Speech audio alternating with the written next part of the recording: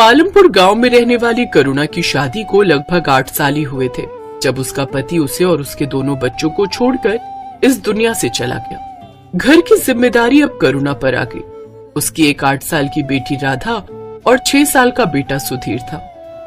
बिन बाप के बच्चों को उसने बड़े लाड प्यार से पाला था। वो बड़ी दयालु थी। उससे जितना बन पाता उससे वो गरीबों को कुछ न कुछ दान पुण्य करती रहती थी। वो लोगों के घरों में काम करके अपने दोनों बच्चों का पालन पोषण करती है। जब भी छुट्टी वाला दिन होता तो करुणा अपने हाथों से मोमोज बनाकर अपने दोनों बच्चों को खिलाती। एक रोज, वाह माँ, ये मोमोज तो बड़े ही अच्छे हैं। सचमुच माँ, तुम्हारे हाथों में तो जादू है, जादू। मजा आ गया। माँ थोड़े और दो ना। हाँ हाँ, ये लो। मोमोज की खुशबू सूंघकर अब आस पड़ोस के और भी बच्चे वहाँ आ जाते हैं। काकी हमें भी दो ना मोमोज। हाँ काकी, हमें भी खाने हैं। अच्छा तो तुम दोनों यहाँ बैठ जाओ, मैं अभी तुम दोनों को मोमोज देती हूँ। करुणा ने उन दोनों बच्चों को भी मोमोज दिए। वो बच्चे भी स्वादिष्ट मोमोज खाकर बहुत खुश हुए। फिर राधा बोली, माँ आप तो अपनी मोमोज की दुकान ही खोल लो, देखना खूब बिक्री होगी और थोड़ी दाम कम रखना तो देखना खूब सारे लोग आएंगे खाने। बच्चों की वही बात करुणा को जंच गई और उसने हवेली का काम छोड़कर एक ठेला खरीद लिया और उसमें मोमोज बनाकर बेचने लगी। उसने सिर्फ 20 रुपए के हिसाब से मोमोज बेचना शुरू कर दिया, जिससे उसे अच्छी खासी बिक्री होने लगी। अब उसने दोनों बच्चों को अच्छे स्कूल में पढ़ने डाल दिया। अब करुणा की मोमोज से अच्छी कमाई होने लगी। ऐसे ही वक्त गुजरा। करुणा अब बूढ़ी हो गई। राधा ने कॉलेज की पढ़ाई पूरी कर ली। अब वो शहर में एक अच्छी नौकरी पर लग गई। करुणा को लगा कि अब उसके अच्छे दिन शुरू होंगे, लेकिन राधा को अपने ही ऑफिस में काम करने वाले लड़के मिहिर से प्यार हो गया और 2 महीने के अंदर ही सबकी रजामंदी से उनकी शादी हो गई। शादी के बाद वो दोनों विदेश में नौकरी करने चले गए और वहीं जाकर बस गए। कुछ समय बाद सुधीर ने भी कॉलेज की पढ़ाई खत्म कर ली। जल्दी लौटना बेटा, ये बूढ़ी अब यहाँ अकेली रह गई। क्या माँ, पहले जाने तो दो, पहले ही टोक दिया। अब सुधीर भी शहर चला गया और करुणा गांव में ही रहकर मोमोज बेचने लगी। लेकिन वक्त के साथ और भी दुकानें खुल गई जिसमें नए नए तरह से मोमोज बनाकर बेचने लगे, जिस कारण अब उसकी दुकान इतनी नहीं चलती।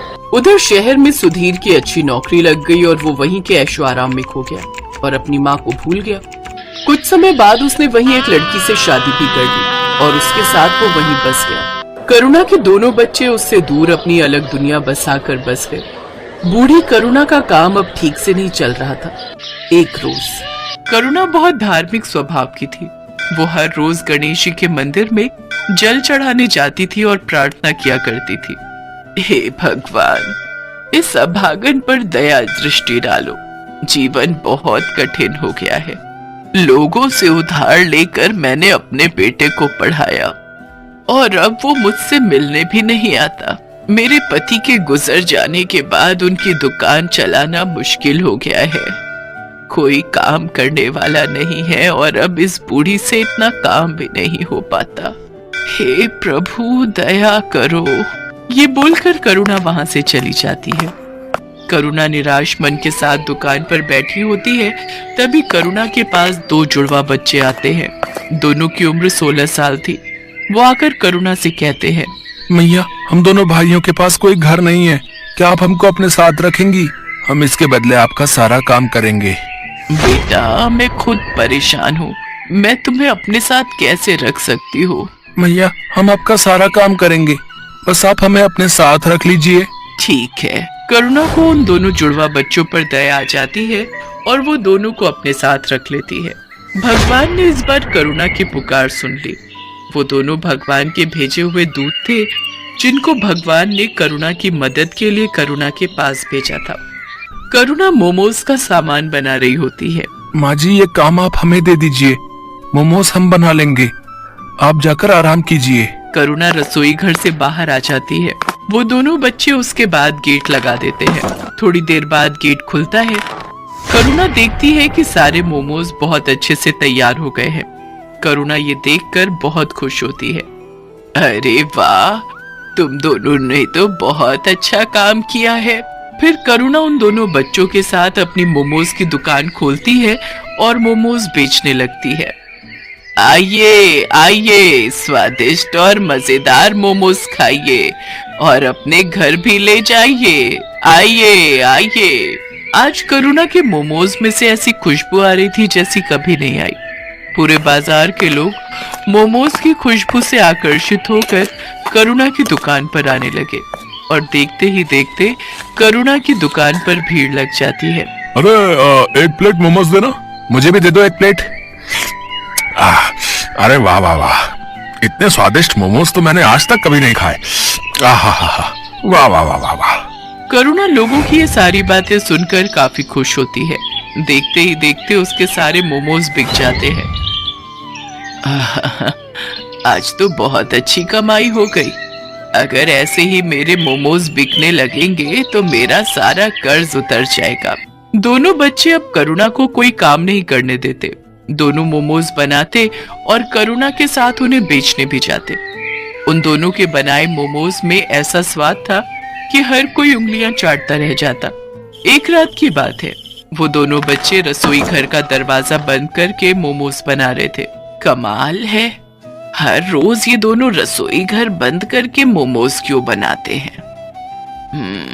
आज देखती हूँ ये ऐसा करते क्या है। करुणा चुपके से जाकर खिड़की में से झांकती है। वो देखती है कि उन दोनों जुड़वा बच्चों के हाथ में से चमत्कारी शक्तियां निकलती हैं, जिससे मोमोज अपने आप बनते हैं। ये जादू देखकर करुणा दंग रह जाती है। वो तुरंत उन दोनों के पास जाती है। दरवाजा खोलो। जी माँ जी। तुम लोग कौन हो? क्या? मैंने सब देख लिया खिड़की में से, जल्दी बताओ। डरिए मत, हम आपको कोई नुकसान पहुंचाने नहीं आए हैं, बल्कि हम तो आपकी मदद करने आए हैं। हम भगवान के दूत हैं। हमें गणपति जी ने आपकी मदद के लिए भेजा है। क्या सच में गणपति भगवान ने आपको मेरी मदद के लिए भेजा है? हाँ माँ जी, आपकी परेशानी भगवान ने सुन ली और हमें आपकी मदद के लिए ही भेजा है। करुणा ये सब सुनकर बहुत खुश होती है। अब इसके बाद दोनों फरिश्तों के जादू से करुणा के दिन अच्छे होने लगे। दोनों दूत रोज अपने जादू से मोमोज बनाते और करुणा उसे बेच आती। देखते ही देखते करुणा की दुकान चल पड़ी। लोग उसके मोमोज दूर दूर से खाने आते थे। ऐसा करते करते करुणा ने एक बड़ी मोमोज की दुकान खोल ली और धीरे धीरे उसने अपने सारे कर्ज भी चुका दिए। अब करुणा के पास धन की कोई कमी नहीं थी। ये बात करुणा के बेटे सुधीर तक भी पहुंच जाती है।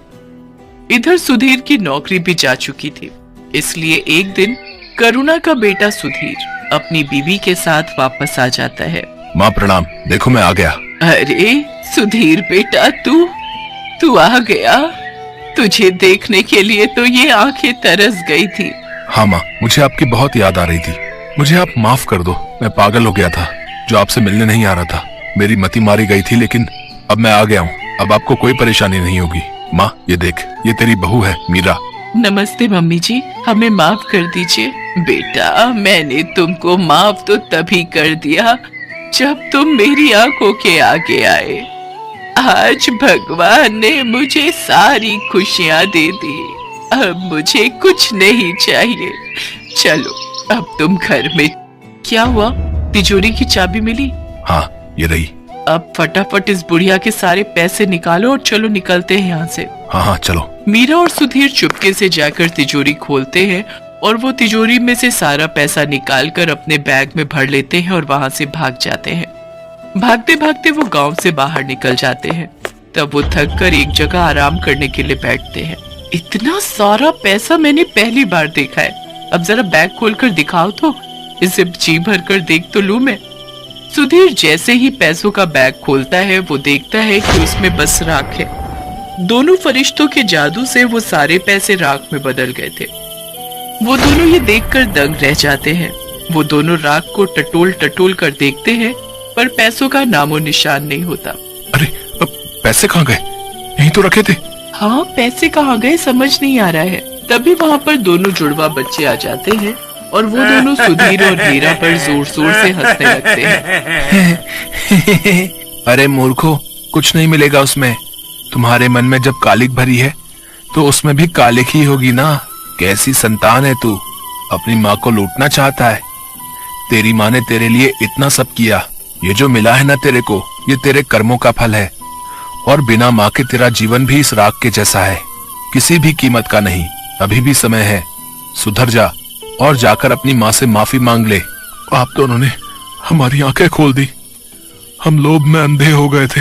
हम अब से ऐसी गलती नहीं करेंगे, हमें माफ कर दो। फिर मीरा और सुधीर अपनी माँ के पास वापस चले जाते हैं और उसे सब सच बताकर माफी मांग लेते हैं। करुणा भी उनको माफ कर देती है।